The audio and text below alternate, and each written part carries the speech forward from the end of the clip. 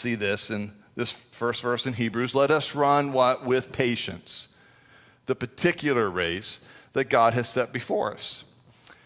When I was in high school, I had my first experience at running. I've had an on and off again love affair with running. Some of you can tell. You always know whether it's on or off. You just have to look at my waistline. Okay, so we can all now laugh at Pastor Mark. There's a reason I hide behind this thing. No.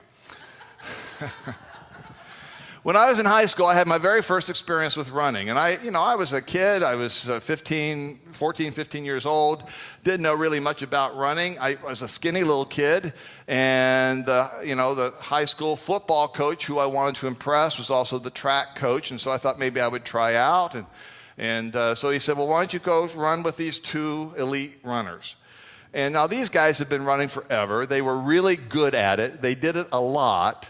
And when they went out for it, just what for them was a pleasant little jog of 2 or 3 miles that afternoon, I was determined to stay up with them. And about a quarter or half mile into it, I began gasping for air. You know what this is like, some of you who have tried to run with somebody else. And then, I don't know, maybe a mile, it was more than gasping. It was a verbalization going. I think, if I remember right, it was something like, oh my God, oh my God, oh my God. They were just cracking up laughing. And when we got to the turnaround point, I could not run another step. I walked all the way back in.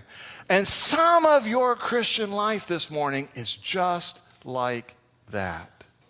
Because God has not called you to run somebody else's race. God says here that He wants you to be patient. That He wants you to run your particular race. Right? Not your neighbor's race, not your mom's race, not your husband or your wife's race. There's no comparison going on here. You don't have to keep up with anybody else. You just have to become the man or the woman that God wants you to become more like Christ.